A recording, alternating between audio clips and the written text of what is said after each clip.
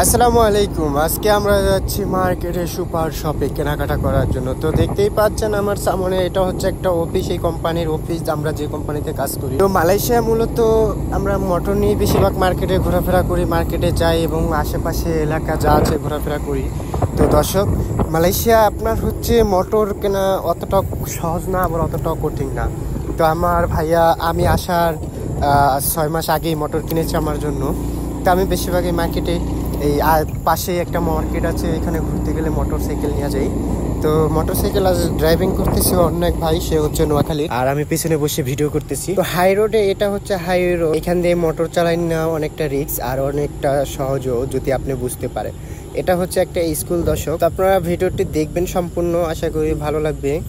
কত সুন্দর প্রকৃতি, খুবই ভালো লাগে। আমার জন্মভূমি থেকে আমার এইখানে ভালো লাগে। সত্যি কথা বলতে আমার জন্মভূমি থেকে এইখানে ভালো লাগে। আর বর্তমান জন্মভূমিতে যে একটা পরিস্থিতি, এটা হচ্ছে বিশ্বের ক্ষেত্রে একটা সন্ত্রাসীর দেশ হয়ে গেছে। কারণ সবাই বলে, এই যে মালয়েশিয়া, আমার আশেপাশের লোকজন যারা মালাই আছে, তারা বলে তোরা ভালো না, তোদের দেশের মানুষজন ভালো না, উচ্ছৃঙ্খলা, ডাকাত, সন্ত্রাসী, এরকম বলে। তা আমি চুপচাপ শুনি, কি বলবো। আসলে তো আমরা ডাকাত, সন্ত্রাসী, খুন খারাপি, মার্ডার এবং উচ্ছৃঙ্খলা মানুষ, সত্য কথা যা বলে। পুরো বিশ্বের ক্ষেত্রে এই যে পরিচয় হয়ে গেছে 5ই আগস্ট পর থেকে। তোরা হচ্ছে লুটপাট, চুরি ডাকাতি, গভর্নমেন্ট অফিস চুরি ডাকাতি করস, নিয়া ছিনতাই করস, এটা করস, লুটপাট করস, ব্যাংক লুটপাট করস।